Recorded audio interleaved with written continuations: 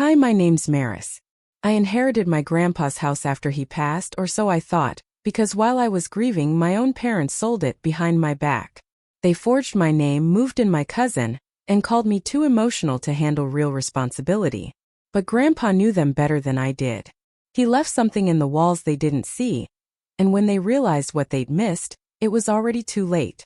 Before we begin, what time are you listening to this and where from? Drop a comment below. This story, it might just feel too familiar. I pulled up slowly, gravel crunching beneath my tires as the early evening sun hit the porch just the way it used to, Grandpa's porch.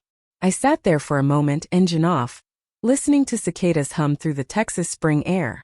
For a second it felt like he might come out any minute, wave at me like always, say, "Well, there's my girl." But he wouldn't. He was gone, and all I had left was this house. Or so I thought. When I stepped out and walked toward the mailbox, something caught my eye. The brass nameplate that used to read Blythe had been polished. No, replaced. A new engraving gleamed beneath the sunlight. Zinnia Langford. My heart stuttered. Zinnia? My cousin who used to fake allergies to skip helping Grandpa in the yard? That's Zinnia? I opened the mailbox, half expecting a letter addressed to me. Something from the lawyer's office confirming what Grandpa had promised. The house would be mine. Nothing.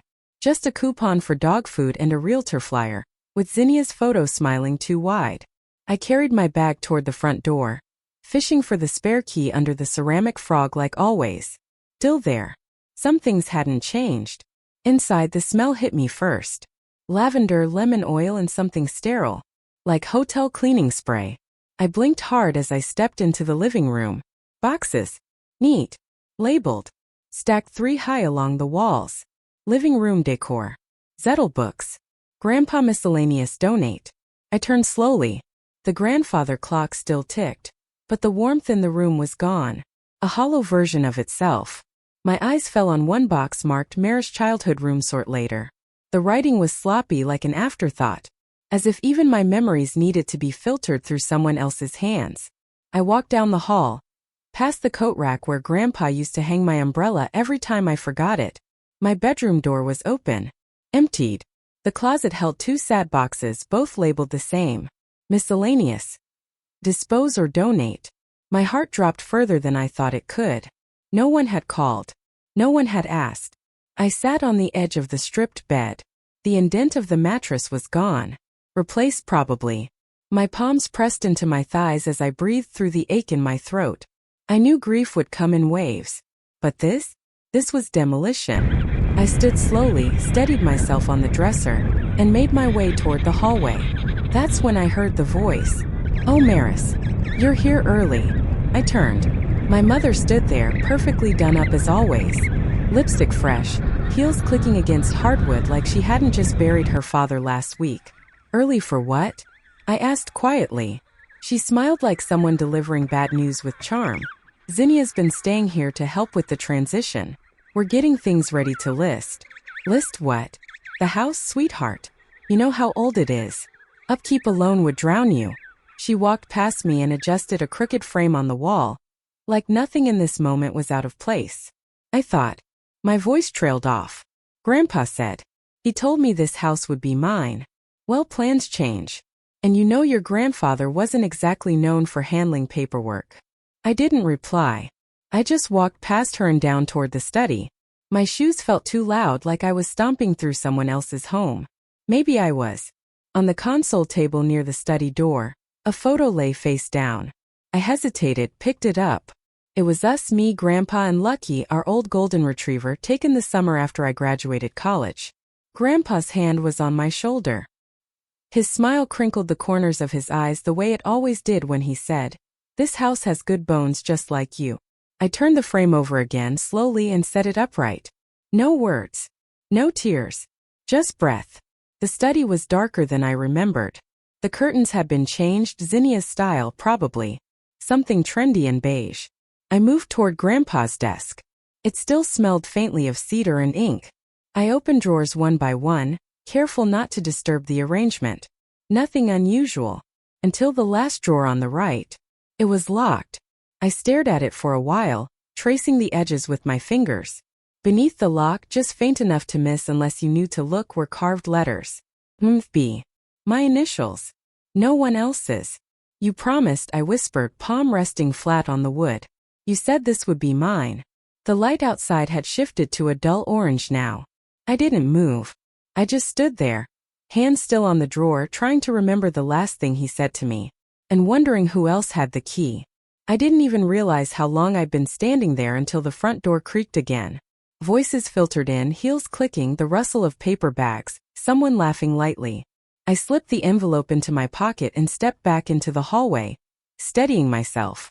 The living room just an hour ago, cloaked in silence, was now buzzing. Zinnia, in some kind of designer leisure wear, was perched on the arm of the couch like it was her throne. My father, Griffin, leaned against the fireplace, arms crossed, that usual weary kindness on his face.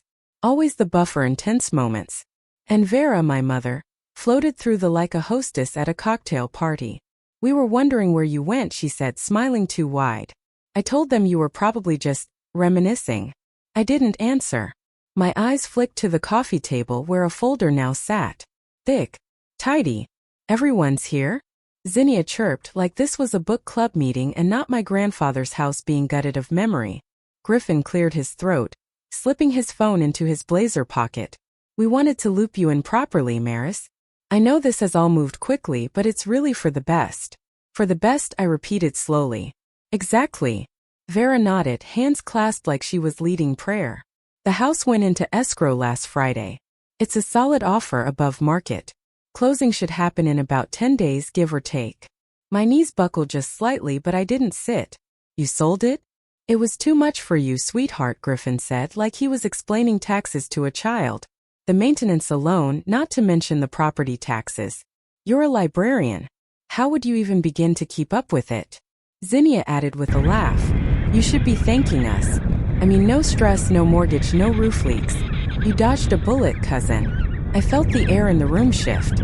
They weren't trying to spare me. They weren't being careless. This was planned. Vera picked up the folder, walked over and handed it to me. This is just acknowledgement paperwork.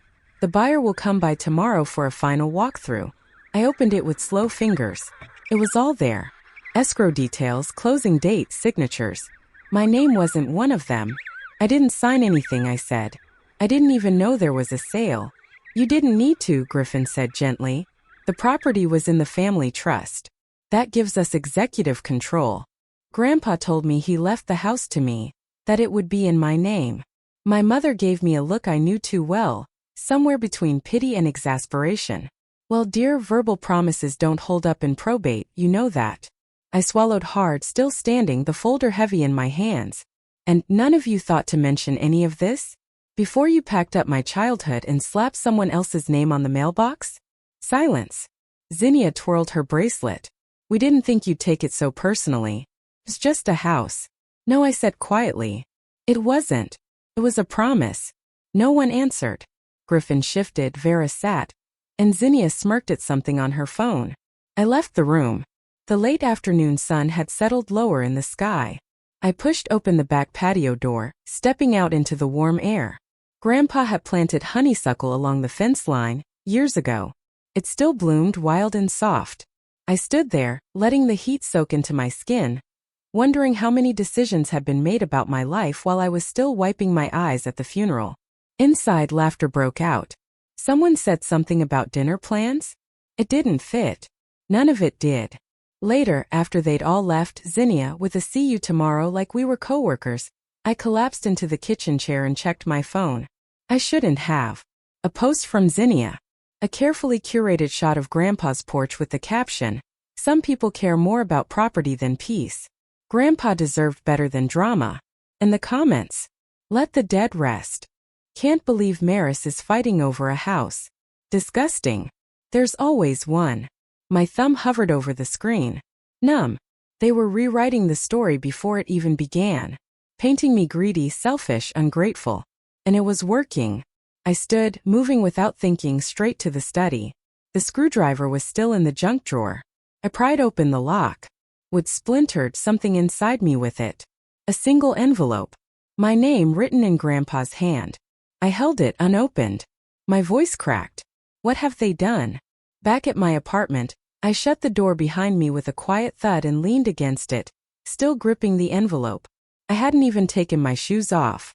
My purse slid off my shoulder and hit the floor with a soft thump, but I didn't move. The silence was thick. No hum of conversation. No clinking of glasses. Just me. And the envelope. I walked to the kitchen table and sat down slowly, like every inch of my body was suddenly made of stone.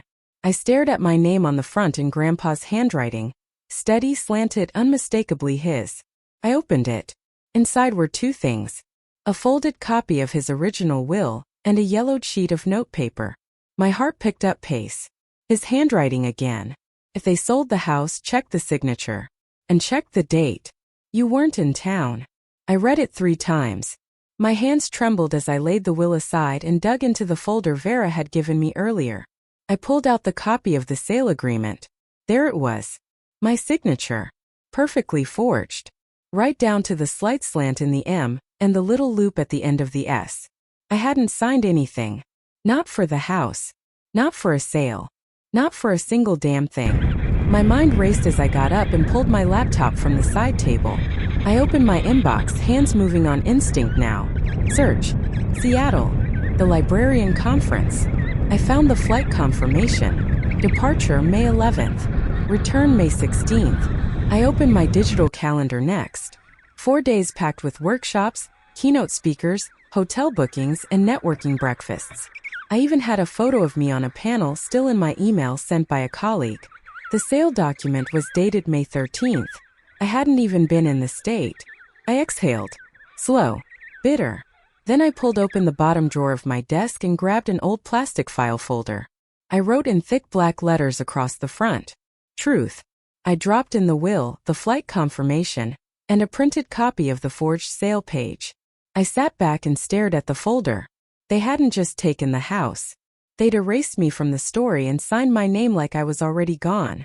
At midnight I picked up my phone and called Linda, one of my fellow librarians who'd organized the Seattle panel. She answered groggily, Maris? Everything okay? I'm so sorry to call this late, I said quickly. Can I ask a huge favor? There was a pause then, of course. Could you send me a letter? Just something confirming I was there the week of May 11th through 16th, specifically that I spoke at the symposium on the 13th? Her voice perked up. Yeah, definitely. I remember that day. You killed it up there. Thanks, I said, my voice tighter than I wanted. I really appreciate it. After we hung up, I plugged in my phone, walked into the bathroom, splashed cold water on my face, and then remembered the old family iPad. Vera had synced all her devices once when I helped her recover a password. Her texts and cloud photos had backed up across devices. I hadn't thought about it since. Until now. I grabbed the tablet from the shelf in my hallway.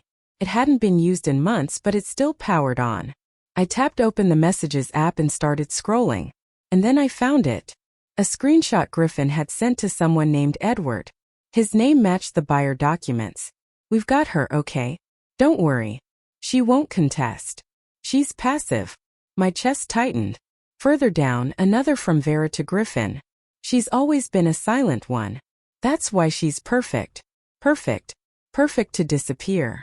Perfect to ignore. Perfect to walk over. My jaw clenched. My fingers pressed hard into the screen as I took screenshots of both texts, emailed them to myself, and saved them to a USB drive I kept in my drawer. I labeled it the same as the folder. Truth. I held it tightly between my fingers. They didn't just lie. They counted on me to stay quiet, to be soft, to nod politely, blend into the background and thank them for it. But they forgot something. I stood and looked around my apartment. Quiet, yes, but not weak. I picked up Grandpa's will. I slipped it into my bag. Then I grabbed my keys. You picked the wrong silent one. I didn't sleep. I sat in my car for a while after leaving the apartment, the USB still in my pocket, Grandpa's will lying on the passenger seat like a silent witness. The sun was just beginning to lighten the horizon when I pulled away from the curb and headed into downtown. By the time I parked in front of Skylar Martinez's office, the city had woken up. People walked by with coffee cups and laptops, oblivious to the world shifting beneath my feet. Her firm sat in a modest beige building with a brass plaque by the door, Martinez and Wyatt, Estate and Family Law. I walked in, the documents in hand, and told the receptionist I had no appointment but it was urgent. A few minutes later, Skylar herself stepped into the lobby, mid-40s, composed, with a kind of calm you couldn't fake. Her dark hair was pinned up, and her charcoal suit looked like it belonged on someone who didn't lose arguments. "You're Maris?" she asked, extending a hand. "Let's talk." Her office smelled faintly of lemon oil and old paper. I sat down across from her, opened my folder labeled Truth, and slid everything across the desk. The will, the fake sale contract, the flight confirmation, the screenshots of texts. She didn't say much at first. "Just read." She held the will in both hands, eyes narrowing slightly as she scanned. Then she smiled. Slowly. "Your grandfather," she said, tapping a line with her finger, "was very careful." She turned the document toward me and pointed. "There's a clause right here that overrides the trust, says explicitly, the house may not be sold under any trust, delegation, or power of attorney unless Maris Blythe signs in person and in presence of 2 witnesses. I blinked. Wait, so they can't sell it? Not legally. And forging your signature? That's fraud. Criminal. I felt something shift inside me, like a floor clicking back into place under my feet. Skylar straightened in her chair. "We're going to file an emergency injunction to halt the transaction, and I'll be sending a letter to the buyer today." My voice came out low. "He doesn't know? If he does, he'll be answering to the state bar. If he doesn't, he'll be very interested to know he's buying stolen property." I let out a long breath I hadn't realized I was holding. "Do I have to go to court?" "Eventually, yes. But today we buy time. And we shake the table." Skylar stood, went to her printer, and began preparing documents with a calm precision that made me believe, for the first time, I could win this. That evening, after leaving her office, I drove by Grandpa's house. No one was there. The porch light was off, the blinds drawn.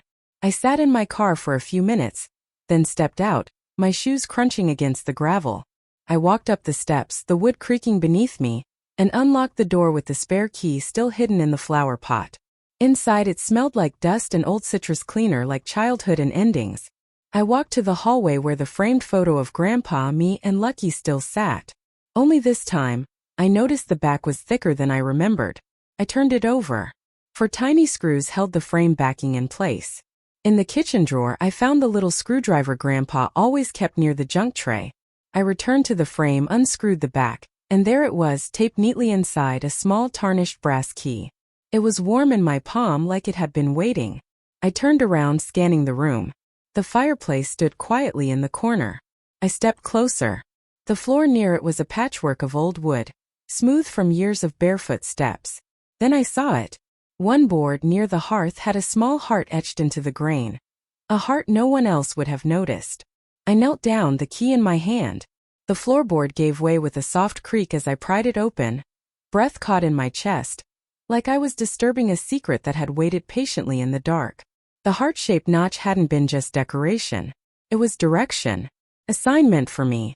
Inside was a fireproof lockbox no bigger than a shoebox, its corners worn smooth.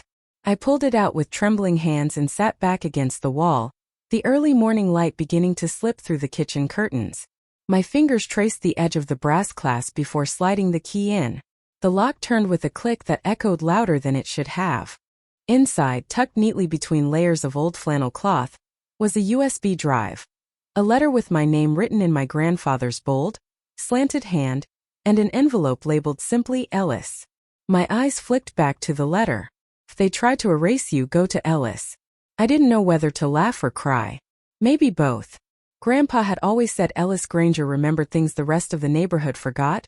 Birthdays, garage codes, what year the willow tree out back finally stopped blooming. I slipped the drive and letter into my purse and held the Ellis envelope in my lap for a moment before tucking it inside too. By 9 that morning, I was on Ellis's front porch 2 blocks over, hesitating before knocking. The place looked smaller than I remembered, but maybe everything had. Paint peeled from the railing, but the wind chime made of spoons still jingled in the breeze. I used to think it sounded like old laughter. The door opened before I even knocked. "Maris Blythe," Ellis said with a crack in his voice. "I wondered when you'd come." He looked thinner, his shoulders bent inward, but his eyes were still sharp. He gestured me inside with a warmth I hadn't felt in days. I've got something for you, he said, shuffling toward the kitchen table. Your grandfather gave it to me last fall, said not to hand it over unless you asked. He placed a flash drive next to a cassette tape already set on the table, and beside it, an old photo I hadn't seen in years. It was the three of us, me, Grandpa, and Lucky, under the old willow tree in the backyard. I must have been around 7, missing a front tooth and beaming like I just won a trophy.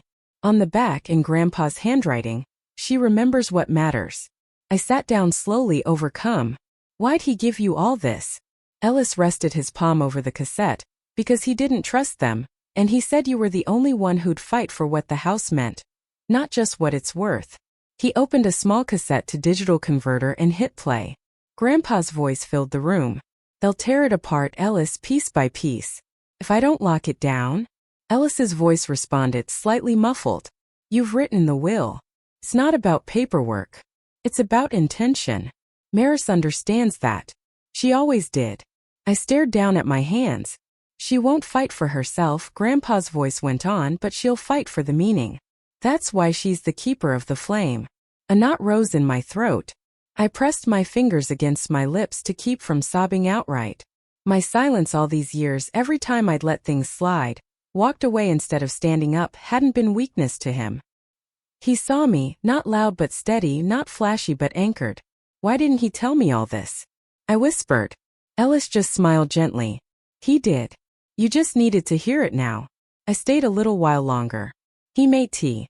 We talked about Grandpa's laugh, his ridiculous pancakes, the summer we almost burned down the garage trying to build a treehouse. For the first time in days, my chest felt less like a cage and more like a lantern with something still burning inside. On my way out, Ellis pressed the Polaroid into my hand. Take it, he said. Your fight's not over, but now you've got a little more fire. Back home that evening, I spread everything out on my kitchen table. The will, the flight documents, the forged sale agreement, the texts, and now the recording. I pulled out the affidavit Skylar had given me. For a long while I just sat there, pen in hand, staring at the paper. I thought about the photo, the tree, the way Grandpa's voice said my name like it held weight, and I signed. Not because I wanted revenge, not even just because I wanted the house, but because something sacred had been placed in my hands, and if I let them bury it under paperwork and power plays, it wouldn't just be the home that was lost, it would be everything it stood for. This wasn't just about keeping the house, it was about honoring what made it a home. After signing the affidavit, I barely slept. The night hummed with a kind of electric quiet, like a storm coiling just outside the window. By dawn I was dressed, caffeinated, and ready if not to win, then at least to show them I wasn't stepping aside.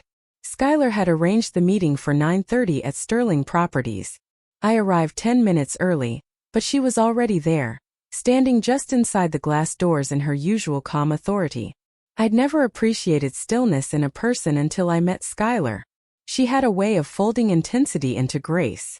Let's begin, she said, and held the door.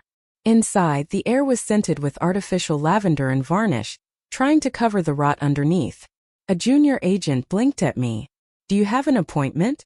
She does now, Skylar replied, slipping a thick envelope from her bag. Cease and desist. Please get Mr. Edward Jackson and your managing broker. The receptionist hesitated, but one look at Skylar's expression had her scurrying off like the floor might cave in. A few minutes later, Edward Jackson appeared, late 40s, expensive haircut. Confidence cracked just slightly when he saw the legal packet in Skylar's hand. Skylar Martinez, he said.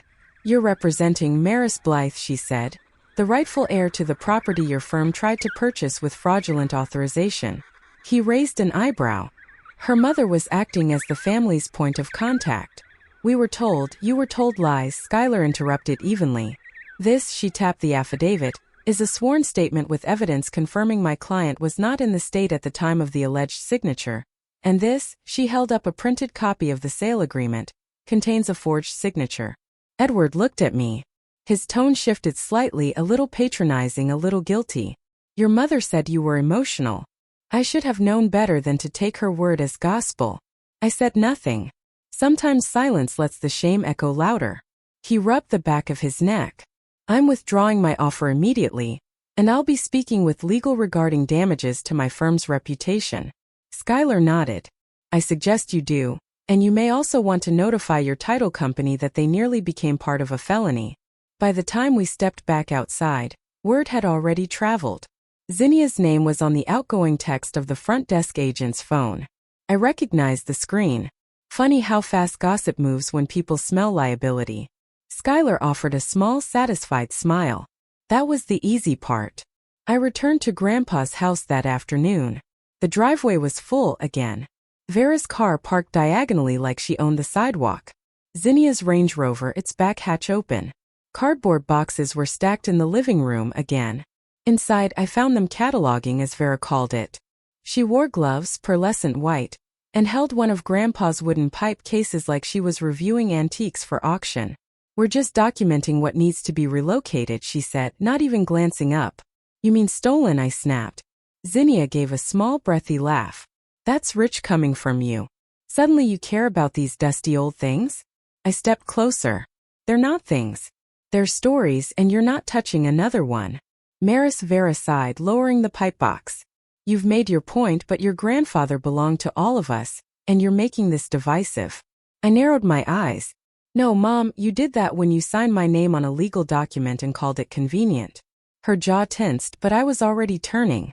That's when I saw it. One of Grandpa's paintings, leaning against the wall near the door. A landscape of the Colorado mountains we'd once hiked together when I was 15. But something was wrong. The colors were off. Too vibrant. Too fresh. I knelt beside it. Zinnia scoffed. "Please don't start playing curator." I ran my finger along the edge of the canvas. It didn't feel right. Not stretched linen. A synthetic blend. Called Skylar. "I need a favor. Bring someone who knows art." Within the hour, she arrived with a local appraiser. Ms. Levin, a retired museum registrar.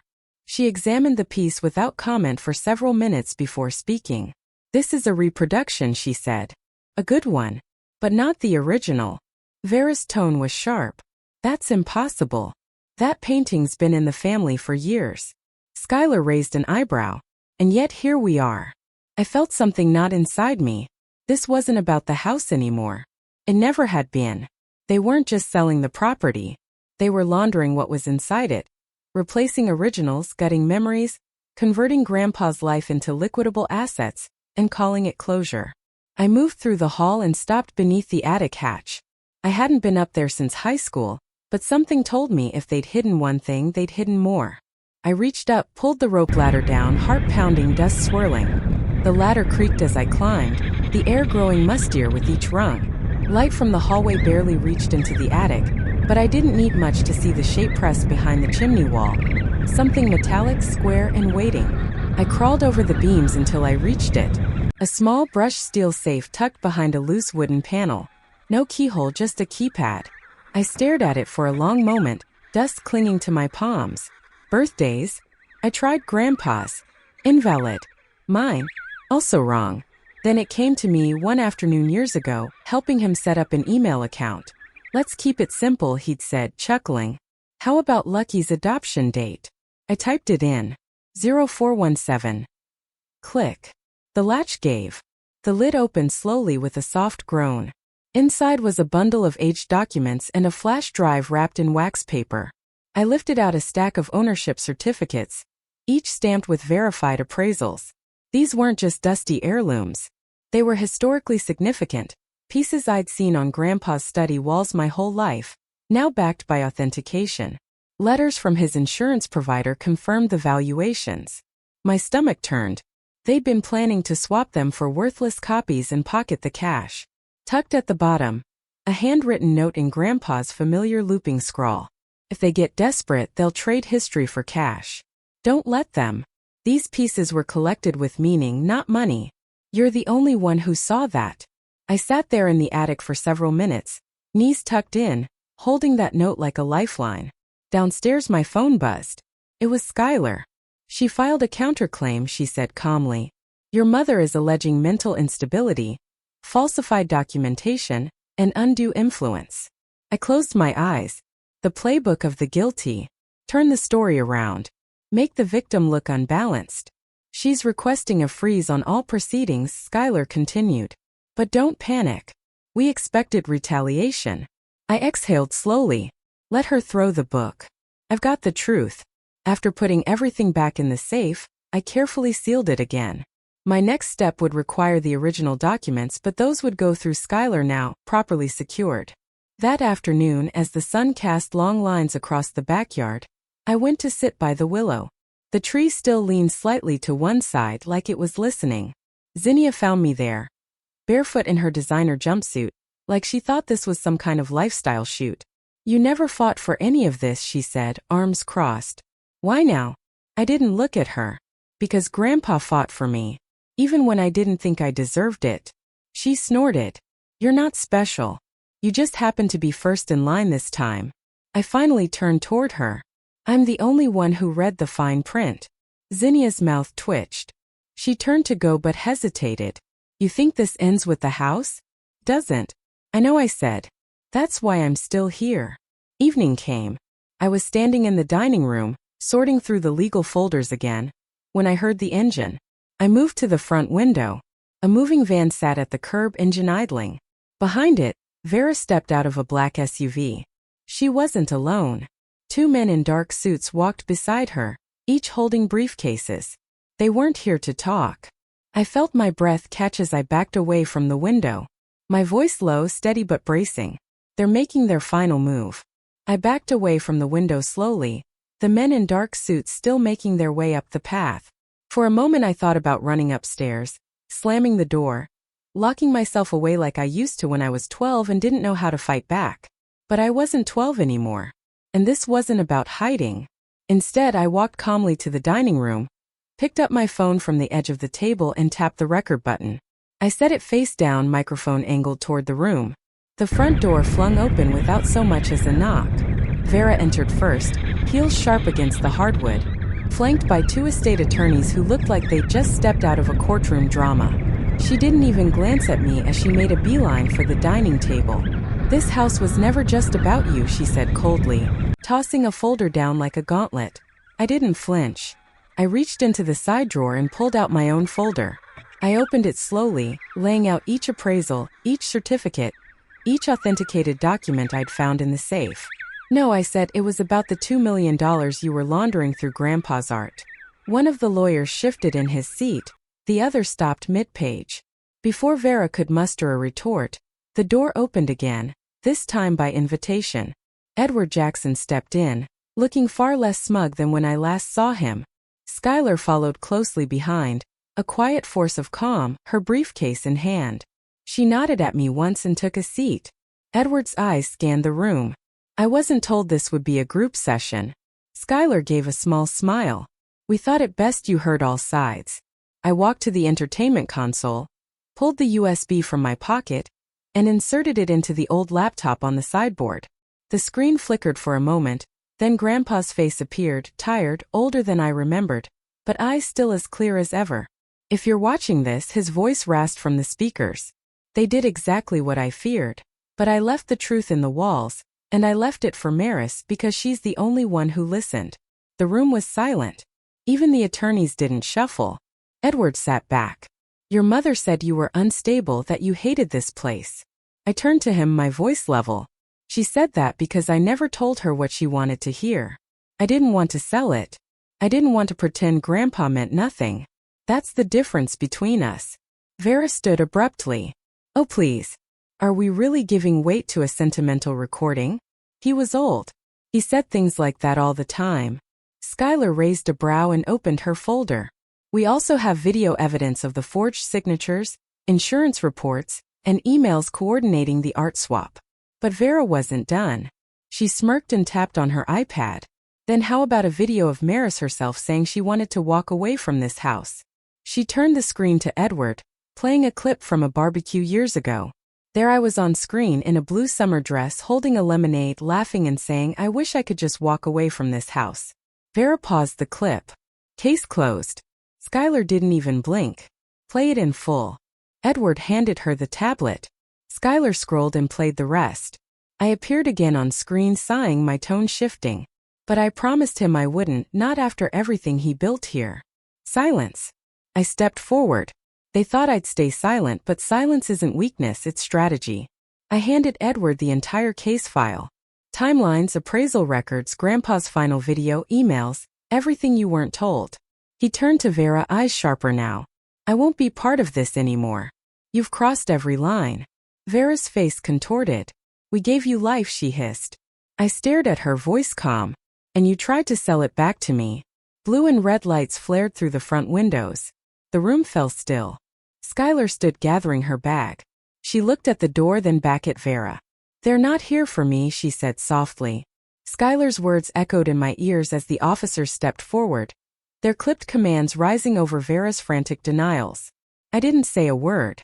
I didn't need to. That moment belonged to truth, and I'd said enough.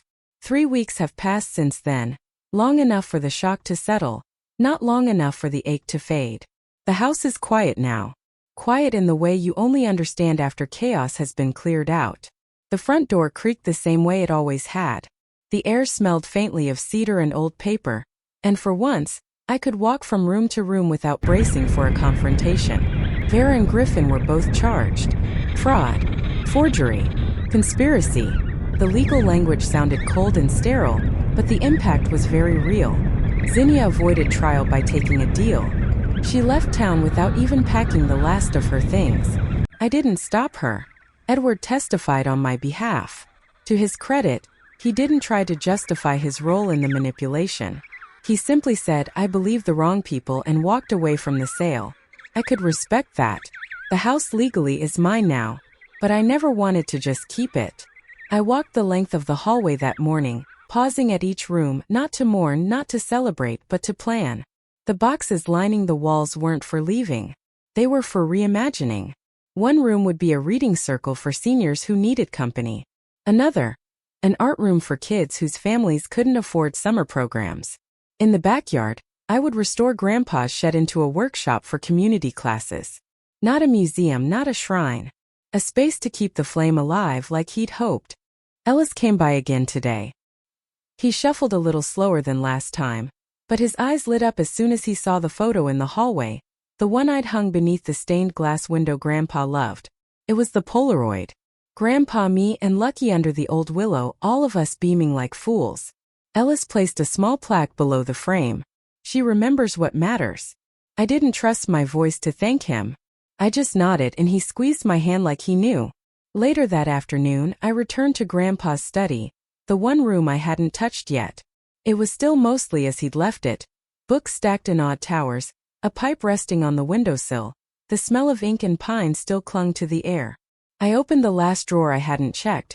Tucked inside, wrapped in a faded cloth napkin, was a leather-bound notebook. The final entry was dated just 3 days before he passed. Redemption is heavier than revenge, and more lasting. You remembered, Maris. You kept the house alive. I closed the book and held it to my chest. Outside, golden light filtered through the branches. The house groaned quietly in its bones, the same sounds I'd grown up hearing when the nights got cold or the rain came hard. I sank into the old sofa by the window, the one he used to nap on with Lucky curled at his feet. My body finally let go of the tension I'd carried for months, maybe years. They tried to erase me from the story, but the house remembered. And now, so will everyone else.